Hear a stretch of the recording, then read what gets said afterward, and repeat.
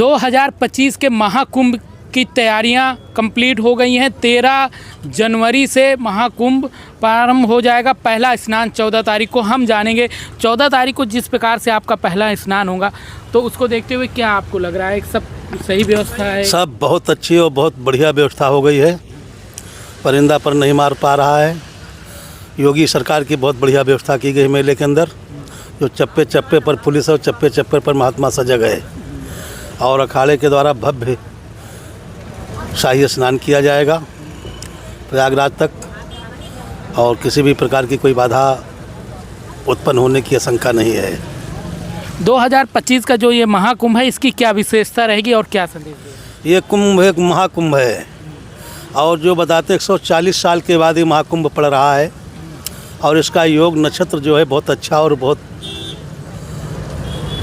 सफल बताया जा रहा है। इस योग में जो स्नान करेगा उसकी सभी मनोकामना पूर्ण हो जाएंगी, और बड़ा अच्छा योग बना हुआ है राशिफलियों के हिसाब से। अच्छा, 14 तारीख को किस टाइम पे स्नान करना चाहिए? कौन सा कैसे? स्नान का तो समय तो नागा लोगों का 4 के बाद में होता है, 4 के बीच में होता है, 4 बजे से लेकर के 5 बजे 6 बजे तक। लेकिन ये शाही निकलेगी तो इसमें बड़े धूम धमाका से होगी, मगर फिर भी 5 साढ़े 5 बजे तक स्नान हो जाएगी।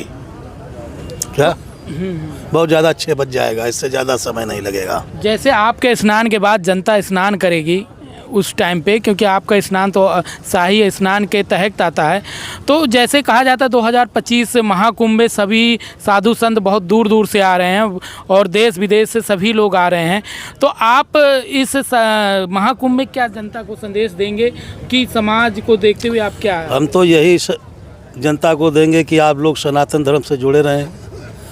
हिंदू कटने न पाए, हिंदू बटने न पाए। ये हमारा हिंदुस्तान है, हिंदू राष्ट्र तो आज की बात है, लेकिन हिंदुस्तान बहुत पुराना हिंदुस्तान है, और ये सोने की चिड़िया के नाम से भी जाना गया है। और हम लोग सनातनी हैं, और जो सनातन धर्म को नहीं मानेंगे उसको कुचल दिया जाएगा यहाँ पर। तो इस बार चल रहा है कि जो भी सनातनी है वही महाकुंभ में आए। हाँ, जो सनातन धर्म को मानने वाले हैं, सनातन धर्म को जानते हैं और इसकी हमारी परंपरा जानते हैं, उन्हीं लोगों को निमंत्रण दिया गया है। उन लोगों को निमंत्रण नहीं दिया गया है जो लोग रामायण के पन्ने जला रहे हैं, जो भगवद्गीता के पन्ने फाड़ रहे हैं और तुलसीदास को गालियां बक रहे हैं। ऐसे देशद्रोहियों को तो मेले में तो बिल्कुल ही नहीं घुसने देना चाहिए। क्या वो तो हिंदू के नाम पर कलंक बने हुए बैठे हुए हैं, जो हमारे सनातन धर्म का विरोध कर रहे हैं, या रामायण के पन्ने जला रहे हैं, या गीता को जला रहे हैं, फाड़ रहे हैं, या महात्मा लोगों का विरोध कर रहे हैं। ये सनातनी पता नहीं कैसे हिंदू के घर में जन्म ले लिया, कुछ भगवान की कृपा से न, इनको तो हिंदू होने नहीं चाहिए था।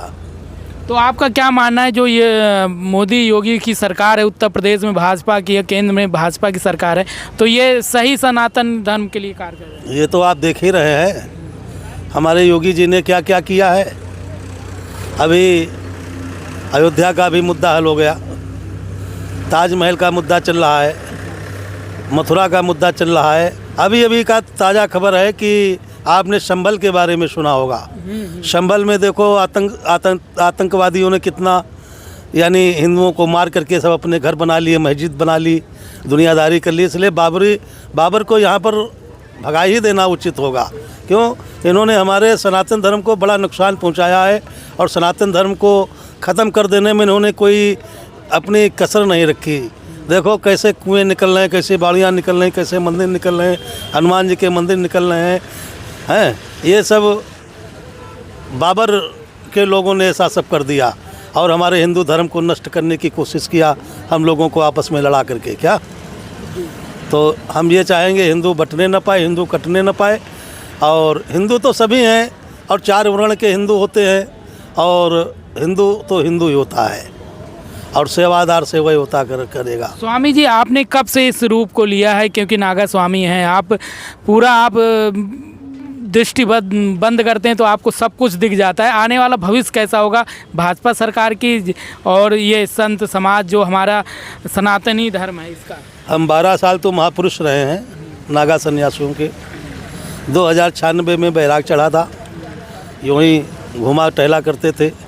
फिर बाद में हमने अखाड़े को ज्वाइन कर लिया और 2016 में श्री पंचदशनाम जूना अखाड़े से संस्कार कराया, नागा संस्कार, और अपने संन्यास को आगे ही बढ़ाते चले जा रहे हैं, पीछे की तरफ नहीं। सनातन धर्म को, अपने संन्यास को मजबूत ही कर रहे हैं। तो आप अभी एक बात मैंने आपसे पूछा, क्या होगा आगे चल के हमारे जिस प्रकार से बहुत जल्द तेज़ समाज बदल रहा है, पूरी तरीके से आप देख रहे हैं मोबाइल का ज़माना है और इलेक्ट्रॉनिक का ज़माना है, काफ़ी युवा हमारा इधर से उधर भटक रहा है, क्या कहेंगे आप? इस मोबाइल से तो कोई फ़र्क नहीं पड़ा है। मोबाइल तो जागरूक किया है, जो अनपढ़ लोग भी थे वो भी देखो आज हिंदी में अपना मोबाइल चलाते हैं। ये सब जागरूक हो गए हैं, जनता जागरूक हो चुकी है। वो किसी के बकाने में, किसी के बताने पर या किसी के बरगलाने पर नहीं आने वाली है। और ये तो हमारा सनातन धर्म है, मजबूत होता रहेगा। और जब कभी सनातन धर्म पर कोई चोट करेगा तो हमारा एक ही नारा होगा, मैं ब्राह्मणों में ब्राह्मण हूँ और क्षत्रियों में क्षत्रिय हूँ। मुख में शास्त्र है और हाथ में शस्त्र है। शास्त्र से चाहो तो शास्त्र से और शस्त्र से चाहो शस्त्र से, हम तैयार हैं। बोलो भगवान परशुराम जी की जय हो। आपको मैंने अब स्वामी जी के, नागा स्वामी जी के विचार सुनाए हैं, इसी प्रकार से मैं आपके पास अपडेट आगे भी पहुंचाता रहूंगा। मैं रविशंकर गुप्ता, जिला चित्रकूट से। हमारो आशीर्वाद, मतलब ऐसे आशीर्वाद दीजिए कि आगे हमारा भविष्य बने।